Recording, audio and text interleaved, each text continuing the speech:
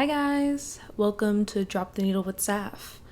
I know it's been a while since I've posted an episode, and it's because I just moved into my first apartment. Yay! It's been a lot of moving parts, and I just got into my apartment about a week ago, and I didn't get around to researching this album and knowing what I wanted to say until yesterday. I was so proud of the last episode, When We All Fall Asleep, Where Do We Go, that I really wanted to do this next album justice, because I have a lot to say about this album and it means a lot to me. And I didn't have the energy to do anything for a while, so yesterday I finally got the energy to do this. And yeah, I'm excited for this next episode. I have a lot to say. Today's album is Happier Than Ever by Billie Eilish. This album, to me, is the definition of 17-year-old me. I say that me at 17 is the foundation for who I am today. This album is very me. I used to listen to this album at like 6 a.m., pitch black outside, on my way to band rehearsal in the summer into fall mornings, my junior year of high school. And to me, that's the best way to listen to this album.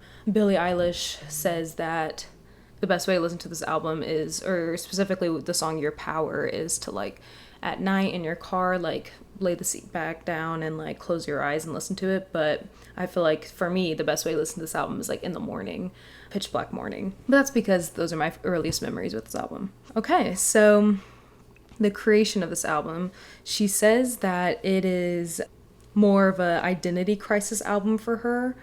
She said she was very confident when making it, and her and Phineas didn't really push themselves because they were coming off of a high, sweeping the Grammys, you know. So they were really confident in their ability to make music, but she wasn't really confident in herself as a person. Some quotes about this album is sacrificial in the most beautiful way. Billie Eilish said it was made from a place of loneliness. For me, the album has a very different aesthetic from When We All Fall Asleep, Where Do We Go, and from Hit Me Hard and Soft. You can tell that she found herself making her latest album. And for this album, she kind of appeals to the male fantasy for this aesthetic of the album, I feel like. I don't know if that's for the irony or if she was really that lost regarding her identity, you know, because remember she was doing photo shoots and stuff, and everyone's like, oh my gosh, like she ditched the baggy clothes, whatever. And upon like researching and looking at interviews, I think it might have been for the irony of appealing to the male fantasy of what people wanted her to be. I feel like this is the transforming or transition period into the Billie we know today. Songs are different from each other, but are a very cohesive album and theme. It's a cohesive theme, and that was a big goal for Billie Eilish for this album. She says it was a natural and satisfying process because she was processing a lot of things and regaining sense of self. So like I said, this is the transition album. Context. So she got out of a toxic relationship with Q. He was older than her. A majority of the album is her getting over him and what he did to her, such as statutory rape. She wanted to make a timeless record, she says. She says she listened to a lot of Frank Sinatra, Julia London, and Peggy Lee growing up, and that really influenced this album. She said there was so much self-reflection in the making of this album and reflection on things that she's experienced or witnessed. She said choosing singles behind this album, which was Therefore I Am in My Future, I believe. She said not much thought went into it, just goes off what she felt in the moment when making it. She was 19 when releasing this album. Let's get into these production and lyrics. So, the first song is Getting Older. This is a very revealing song talking about things that she just realized and that was fresh on her brain. A melancholy album opener. Very simple yet captivating instrumental, and it sets the tone for the album perfectly. You can hear her processing what she's going through and processing and like herself and looking really deep within herself and being like, okay, every single time I tell a story, I make everything sound worse because I crave pity and attention, but yet I'm still getting ignored and neglected. And I love the way she ends it because remember her first album, she got deep, but this album is really deep. Like every single song is deep versus not, just like 2 or 3 songs. And she says, I've had some trauma, did things I didn't wanna, was too afraid to tell you, but now I think it's time. I love that ending the first song. And like I said, that's the tone for this album. I've had some trauma, did things I didn't wanna, was too afraid to tell you, but now I think it's time. That is the tone for this album. So then we get into the next song, which is I Didn't Change My Number. And this song is a slap in the face. This is a quote from her. You can't get me anymore. You got me at first, but I don't care anymore. And it's a switch up from the previous song. And it's a perfect example of what I like to say, here's the tone for the album, which is getting older. Okay, now let's party, which is I Didn't Change My Number. And she did that again with Hit Me Hard and Soft. She said, here's the tone for the album, skinny, yeah, I'm crying because I'm skinny now and y'all only like me now that I'm skinny, blah, blah, blah. Okay, lunch, you know? And so she did it again on this album. And so, yeah, so it's very much a switch up from the previous song. It's a very groovy R&B instrumental that I can totally vibe with because I am an R&B girly at the end of the day. I love this song so much. It's so good. Okay, so next song is Billie Bossa Nova. She says that it's a fantasy, romanticized, glorified dream. So Bossa Nova beat captures your attention and makes you want to groove and dance seductively. I'm not even joking. There's breaths in the chorus that adds life to the fantasy that she's talking about. I love this song, and if you just need a good, like, really need to feel sexy, listen to the song. Okay, so then we have the first single, which is My Future. This, she says, felt like the beginning, when she was writing this, felt like the beginning of a new chapter of life. One of the singles from the album released in 2020, exactly 1 year before the album was released. So she released this July 30th, 2020. And I remember listening to it during quarantine. And then a year later, July 29th, she released the album. Yeah, I love this song. It's cute, but it's her having faith and hope in herself. Okay, so next song is Oxytocin, and this is another seductive song. She said it's one of her favorites, and it was actually the last song that she wrote for this album. She said, write a song that's purposefully insane live. Very captivating, typical Billie Eilish beat for me that we got in her first album, but much more adult. All right, Goldwing. The beginning is a choral piece that she did when she was younger in choir. It's a metaphor for a young woman in the industry who is pure, which equals gold-winged angel.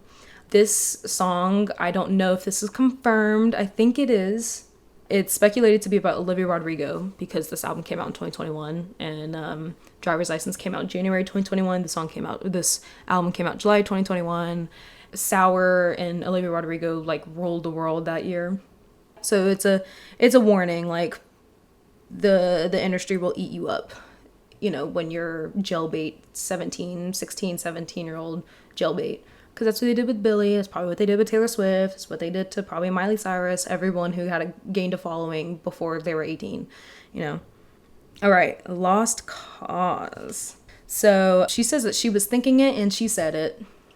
That's a direct quote from her from an interview. She talks about her ex, how he was literally a lost cause. And to me, when you listen to the song, you can hear a smirk on her when she's singing. Like, you know, like you can feel, like when you hear something, you can feel somebody like laughing or like you can feel a smirk. And that's what I feel when I hear the song.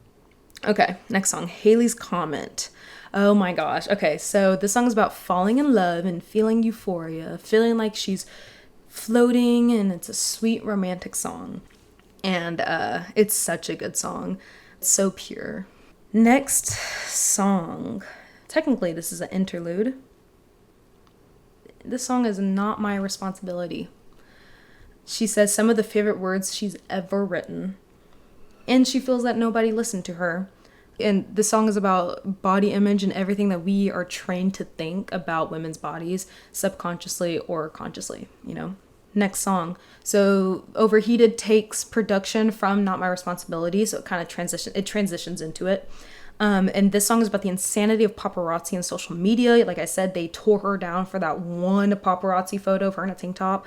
It's very specifically about that photo. So next song is Everybody Dies. And this is one of my favorite songs on this album. another song that I used to listen on repeat. So the song reminds me of space and the emptiness of space, because I have synesthesia. So does Billie Eilish, fun fact. And this song, it just reminds me, I'm floating in space. One of the most gorgeous songs by her. And there's gorgeous chords when she sings Be Alone, or in the song. And the song is on the same level as I Love You For Me. Like, gorgeous, gorgeous song. All right, next song is Your Power. Oof. Oof. Again, one of the songs that hits deep. We're getting into that part of the album. So Billie, I said before, she has synesthesia. And she said this song is a tan/brown color, and this is the whole aesthetic of this album. So obviously this song means a lot to her. So this song is about processing what she went through, the song is about statutory rape. And it's a very personal song to her. She says it's just her and the guitar for the majority of the song, and it's gorgeous. It is very tan to me too. Next song, NDA. She said she made this in 1 to 2 days, and that it was fun and satisfying. She said she was picturing crazy visuals when creating it, because she has synesthesia. Sampling performance to reach a different emotional space is what Zane Lowe said. He was talking about how unstructured the song was. Zane Lowe also said it was uncomfortable euphoria and brilliantly awkward, which isn't that every single typical Billie Eilish song, Billie said she directed this music video and said it was the coolest video she's done. I personally have not seen it. I probably should. She said it's addressing situations about people invading her privacy, and it also transitions into Therefore I Am. Next song is Therefore I Am, so it transitions to Therefore I Am. And she says, this is a fun, do not take me seriously song. Because people were speculating who this was about. And she was like, honestly, this is just a fun song. Don't take it seriously. This was the second single for the album. It's a fun party groove. Gotta combat the deepness of this album somehow. Okay, then we get to the title track, Happier Than Ever. She said this is the most therapeutic song that she wrote and recorded. Quote, wanted to get those screams out for a very long time, end quote. You can hear it too. You can see her record some of this in The World's a Little Blurry documentary. I love the beginning part and have grown to like the rock part. I mean, this song was everywhere, all over TikTok. People ruined this song on TikTok, the TikTok singers, getting on the counter, whatever, sang the song. So I couldn't listen to it for the longest time because I'm like, ugh. But it's such a good song. When she screams, just fucking leave me alone, it speaks to me. And you can, like I said, you can feel that she's been holding in those screams for a while. She said this song was supposed to close the album, and then they wrote Male Fantasy. And she says she didn't want to end on an angry note, because Happier Than Ever definitely ends on an angry note. And I think she made the great executive decision to end the album with Male Fantasy. Male Fantasy. I have grown to absolutely love this song. For when I first listened to this album, like the first year that I was listening to this album, I skipped around a lot because I had like a good 7 that I loved and I would listen to. Now I listen obviously to the album fully through because it speaks to me now because I'm 19 processing what I went through, not 17 going through it. And Male Fantasy. Ugh. Okay, first of all, it's her processing. She said therapy helps the creative process for her. It felt better to close the album with, not ending on an angry note. Felt like an end credits almost. And that's how she ends the album. It's such a good album closer. And then if you listen to it in full with Getting Older, it's such a good loop. Ends melancholy, or ends kind of like on a melancholy, like a content, but I know what you did to me in the back of my mind, but kind of content. And then circles back to Getting Older, processing what she went through. So good. So I wanted to do an honorable mention for this album for this episode because I plan to do all 3 Billie albums for sure because we only have one more left. And the EP, I want to do it, and I probably should have done it before I recorded before I put out the first album of hers, but it's okay. So I want to do an honorable mention for this one, and it's TV. She released 2 songs called Guitar Songs, I believe, and I haven't listened to the 30th. I need to, but TV. That song hits me. She says she wrote the first verse months before the second. She came back from tour when Roe v. Wade was overturned and then wrote the rest of the song. She says she wanted to go back to the way it was and the way they started making music, which was just on the guitar. Back to Happier Than Ever, the album. Some reviews. Pitchfork rated it a 7.6 out of 10. Rolling Stone a 4 out of 5. Grammys, she was nominated for 7 Grammys for this album and didn't get any. But I believe that this album is so good. It's a 10 out of 10 for me. I mean, almost every album I do is a 10 out of 10 for me because that's why I'm doing them. But please listen to this album. It's so good. It's such a big jump from her first album. So yeah, thank you for listening to this episode. I do have an Instagram. It's at Drop the Needle with Saph, all lowercase. I do have a TikTok. It's at Drop the Needle with, all lowercase. Please flood my DMs with album recommendations or just your overall thoughts about the podcast. Always looking for suggestions to improve and what y'all like to hear. Thank you for listening. This is Drop the Needle with Saph.